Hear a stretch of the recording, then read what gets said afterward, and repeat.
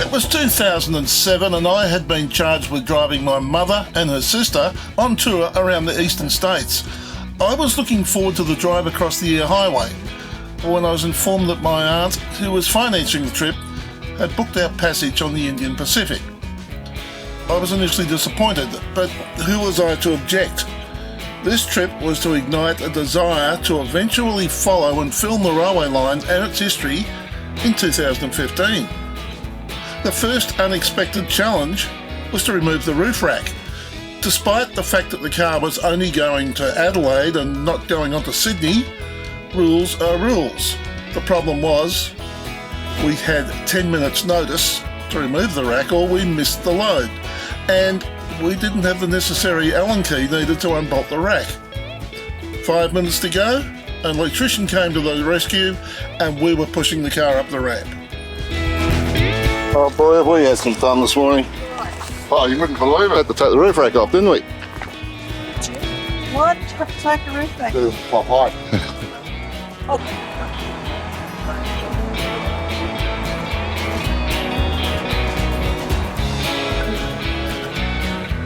Well, it's 11:55 and it's Sunday, the 6th of May 2007, and we're leaving Perth, the East Perth Terminal in Perth, and this is the trip from Perth to Adelaide.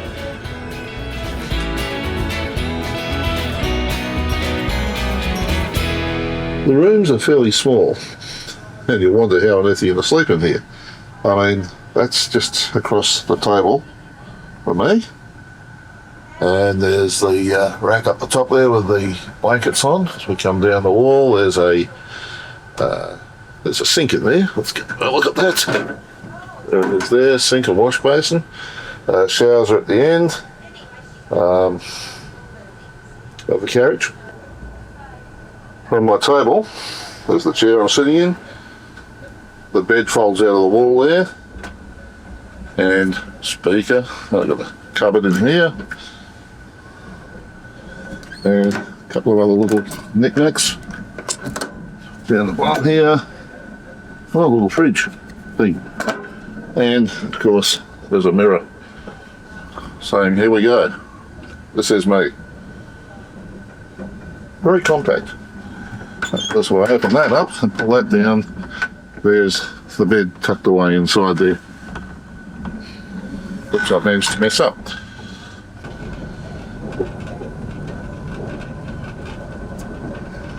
This is Watley Crescent. Changed somewhat since I was a kid. It's the blind school, or the old blind school, I don't know if it still is. Certainly changed a wee bit since I was a little fella. We're down past the Maylands station, 8th Avenue. This is the first time I've been on a train in Perth in years.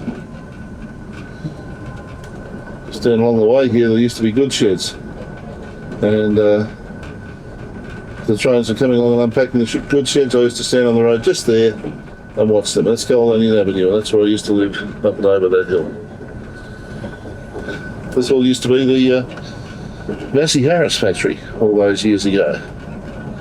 Massey Harris and then Massey Ferguson.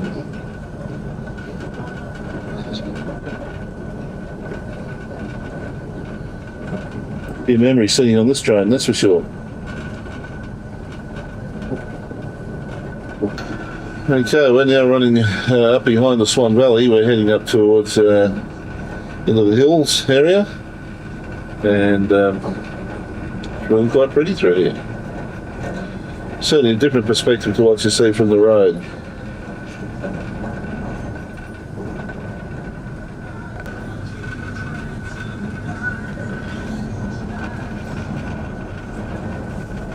On the other side of the train, we're probably running alongside the river. I guess we've got a crossing centre later along here.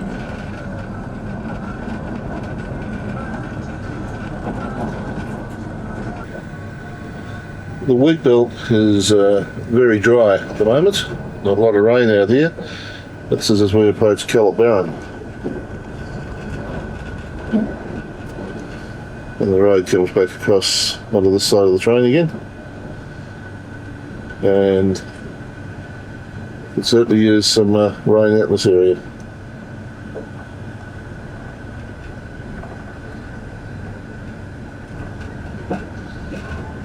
This pipeline following alongside the road was built in the early 1900s. C.Y. O'Connor, who came in for a lot of criticism, and so much so that he wound up by taking his life riding his horse out into the ocean in Clapham Sound and drowning.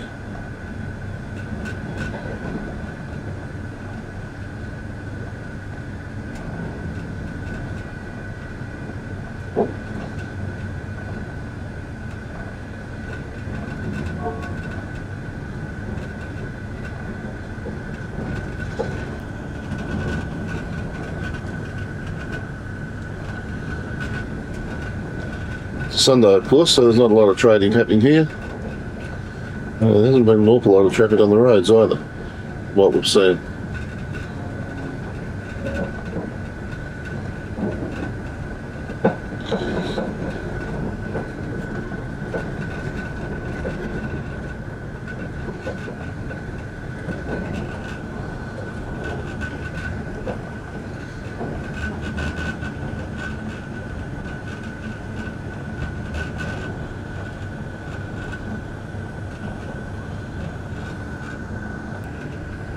Of course, as quickly as we get out of town, we leave it.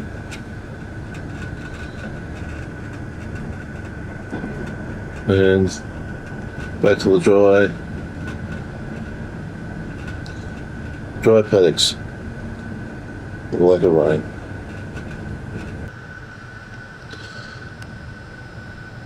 This is Merredin's Station Museum.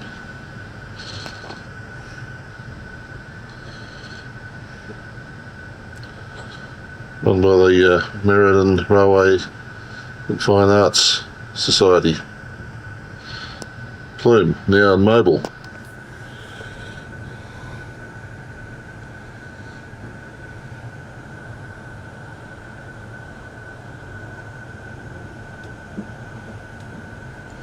Your stations used to look like a long time ago.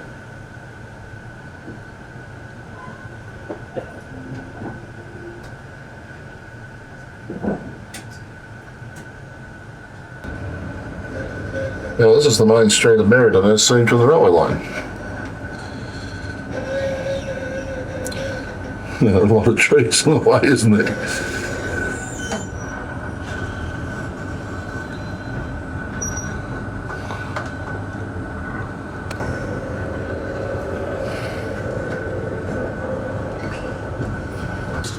The other side is the Merredin Military Museum, including the cadet units.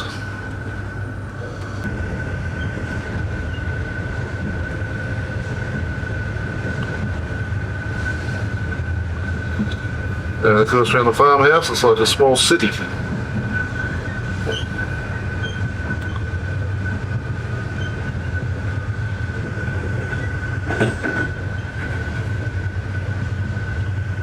All open machinery up alongside the fence.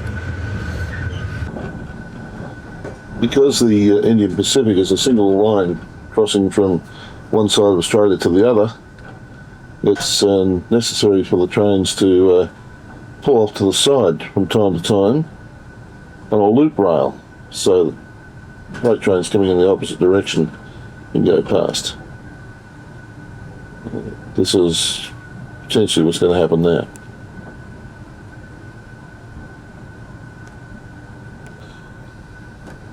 And this is the Borough Coppin.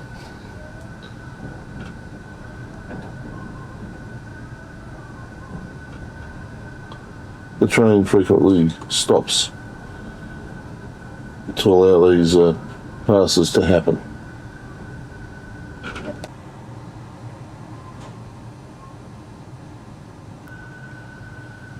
While we're waiting for the train to pass, it looks as though one of the drivers has decided to get out and have a little bit of a stretch of his legs, walk around a bit.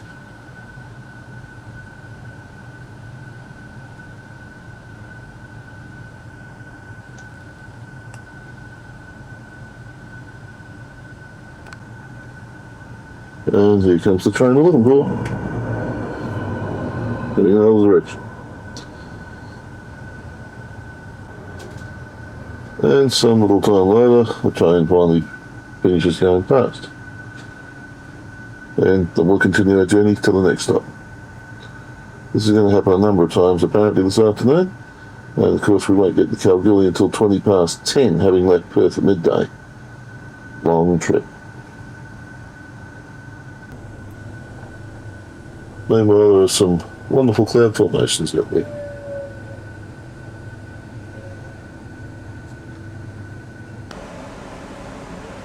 The dining car is not in use at the moment, obviously.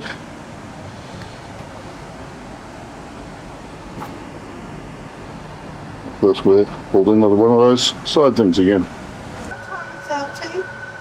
At 6 o'clock. Dad and Mum, of course, have a room that's a double. There's their bed up the top. And they even have an ensuite, would you believe? Sunset on the Indian Pacific. It is glorious. There was the fruit chips, or feta spinach and onion raviolis. Tomato oregano sauce and shaved ice.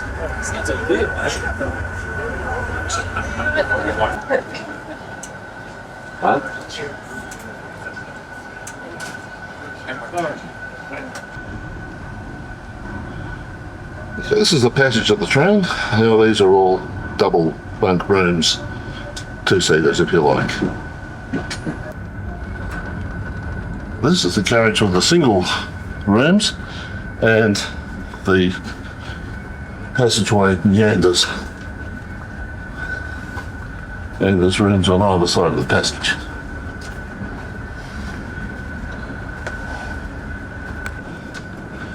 And when we get here, the bed's all made up. Door doesn't open very wide. There's not a lot of room to get in and out.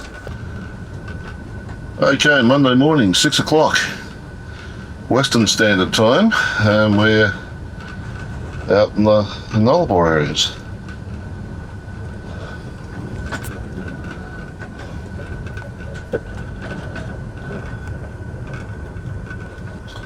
So it looks like, actually sorry, some cattle, or a cow, or bull or something, a cattle grazing back there. Short while ago, before I turned the camera on. So there's probably not too many out here, but that's what she looks like out there at this time of the day.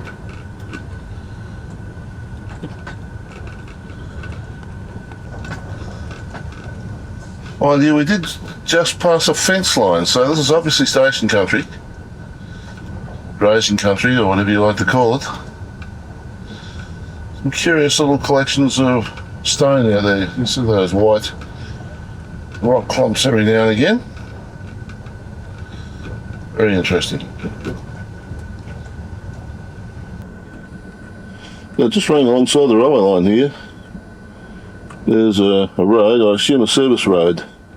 It's the type of road we were hoping to be coming back along following the railway line when we do our POW trip. But unfortunately, the railways say no go. So unless we can negotiate our way through that, it just ain't going to happen. But that's the sort of thing we're hoping to be driving along out in this area.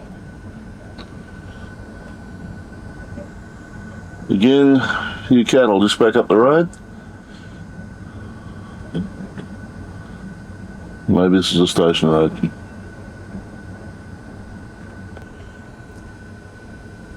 Rail worker just back along there, there's actually a crossing here and it's a mailbox.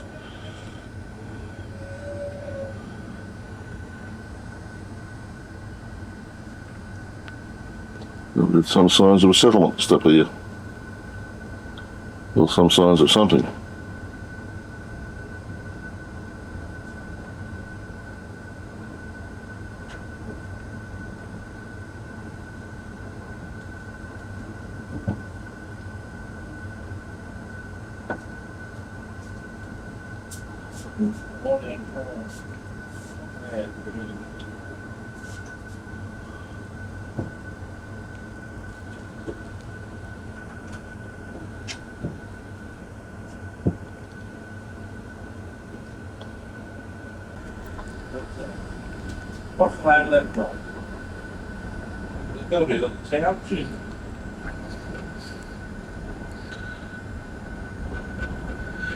We've just been stopped here.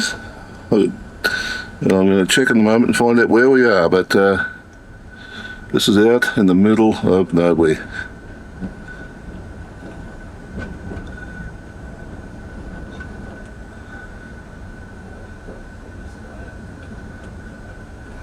Because they got the names up all over the place so you can tell.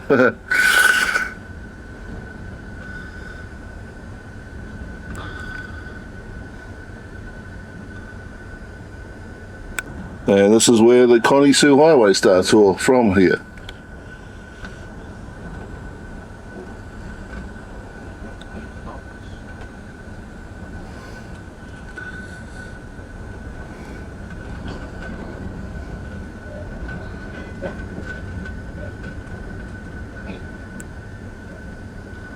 And this is on the northern side of the trail.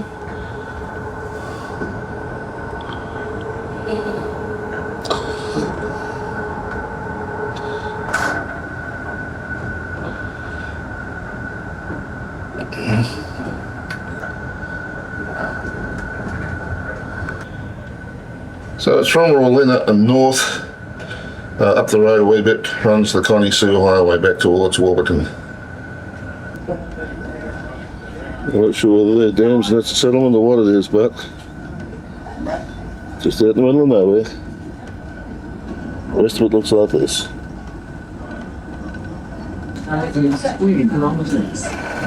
We've just passed the sign on the side of the track here. It says that this is the site of a prisoner of war camp. I don't think they want to escape from out here too much.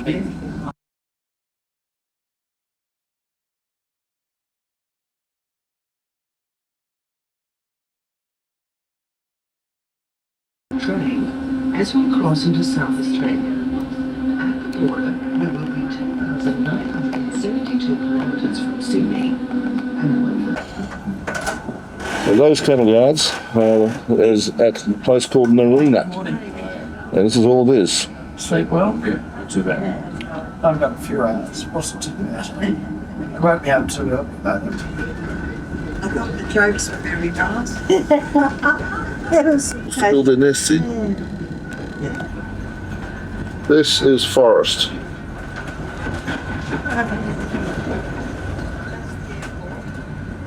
I'll have to read that later, Laurie. I've got one of these.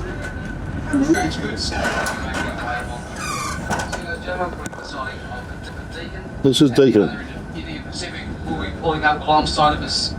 As with a lot of the stations, a lot of the sightings across the Nullarbor, named after a former Australian Prime Minister. So while we're at Deacon, we're this is the train going the other way, and it's the Indian Pacific going to Perth. And still, the Nullarbor is as flat as flat as flat. This, of course, has huge lakes underneath it. I'm not sure where from here, but certainly there are big lakes underneath the Nullarbor plain.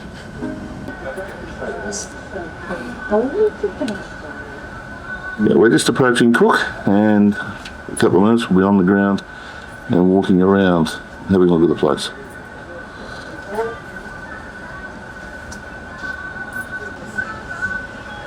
That, I think, is the old Cook airstrip.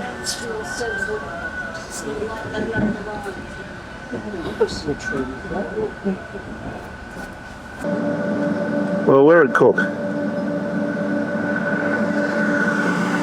This is a long train. Until about 1998, Cook had a population of about 300 people. And then, with the privatisation of the railway line, most of the population disappeared, and the township now has a population permanent of about 4.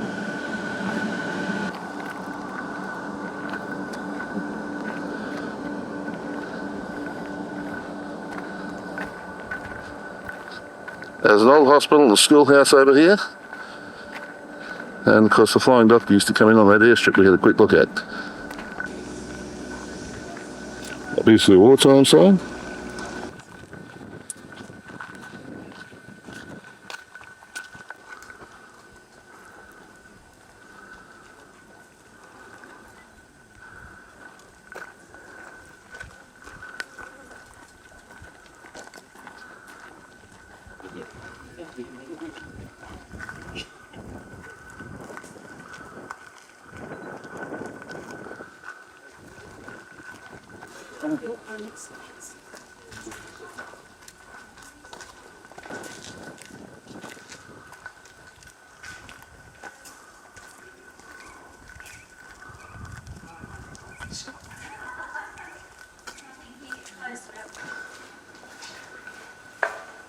There's a few.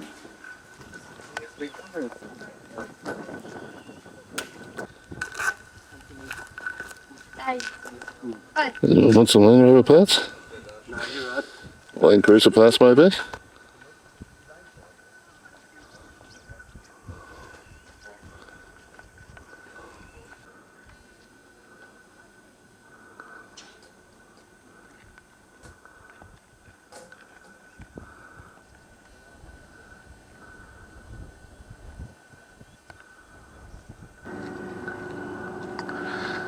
So there's our train right at the very front. And then working all the way back. Right back. To the very back of the train. There, hiding in there, is our Land Cruiser. Okay, it's time to climb back on the train. Cook is 1,523 kilometres from Perth. It's just in South Australia. We spent 2 nights there. Yes, 2 nights and 1 day watching, I think.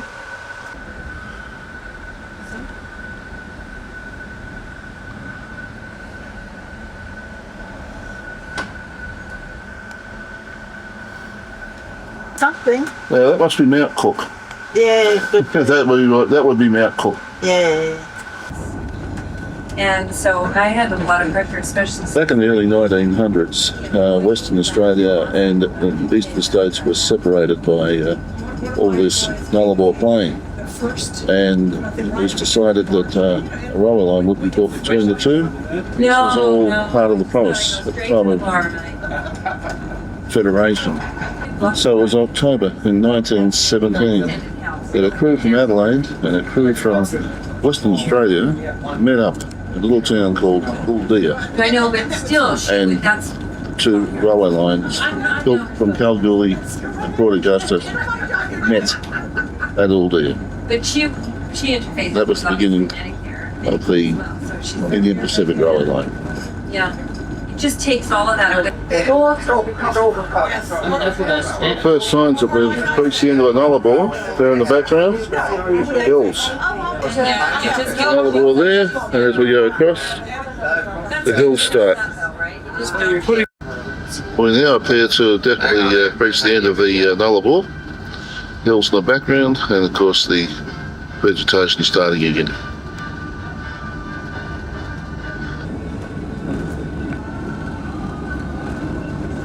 Okay, so it's 10 to 3 in the afternoon West Australian time, which makes it something like around about 20 past 4 South Australian time, and we've now reached the end of the Nullarbor and we're moving into the eastern part of the journey now, the final run down towards Adelaide.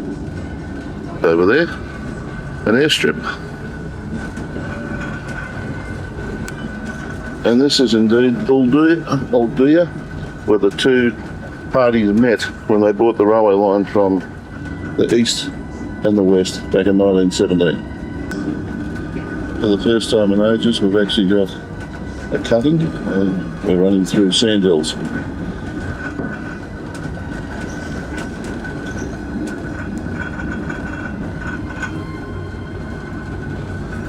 Well, a change of scenery to compared to what we've had for the last 9 or 10 hours.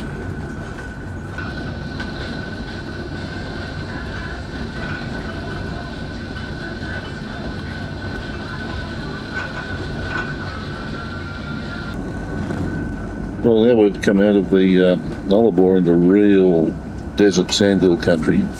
It's the sort of country we saw up in the Gun Barrel and County Soup highways middle of last year.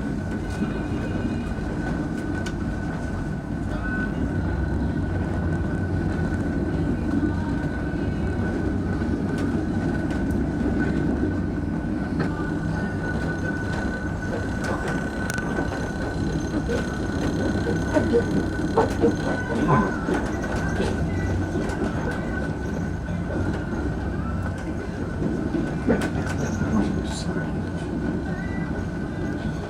we're looking for Ziggy's Castle. That's it. That's a castle. It is. That was Ziggy's Castle, we think.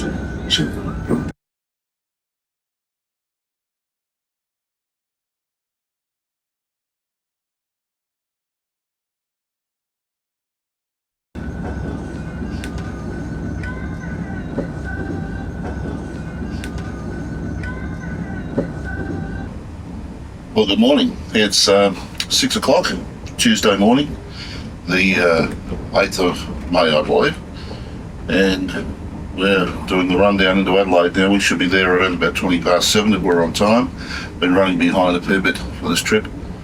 It's been a fabulous experience. The huge expanse of the Nullarbor, and then how quickly it ended into rolling sand hills, and fabulous trip. Don't know that I can understand people's fascination with travelling by train, especially at night time. I actually got a fair bit of sleep. I was quite happy with that. The beds are hard, but then again, you've got to deal with the rocking and rolling, but I don't have a problem with that. The food's been fantastic. The trouble is, of course, you've been getting your regular meals, not huge meals, just nice, but of course, not a lot of exercise to go with it. It was great to be able to go to the train to cook and have a wander around. Unfortunately, not enough time, really, probably to really sort of savour it. But nevertheless, we were fortunate to be able to do that. Other than that, it's been a fabulous trip, and the next bit's to come. When we get into Adelaide, we've got to get the car off the train, put the roof rack on, and then, yeah, that's going to be the fun bit. Find an Allen key to tighten it all up again, and then a bit of shopping, and then we're on our way. I'm anticipating we'll hit Barrow sometime this afternoon, and I somehow feel as though that's where we're going to stay tonight. I guess 12 hours time will tell us. It is still heading down towards Adelaide around about 6:30 in the morning, and we're running through the vineyard this area. So this we can see how much we can use, but here we go. Okay, Cheswick Station, Adelaide. There's the car, and it's on a whole row of some motor rail, waiting for it to come off, and then we've got to put that back on. This is unloading the cars off the train. Cars come off the bottom first. Then they just slide the top thing across, and then down come the top cars.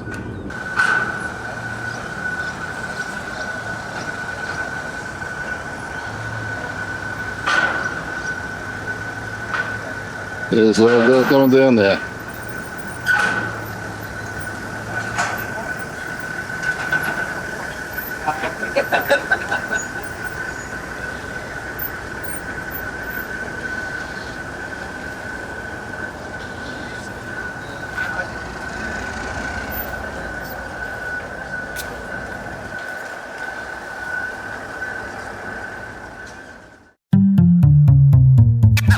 If you enjoyed this video, there are over 500 more just like it on this channel.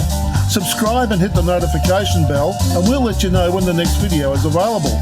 If you liked this video, hit the like button and feel free to share with your friends. Thanks for watching.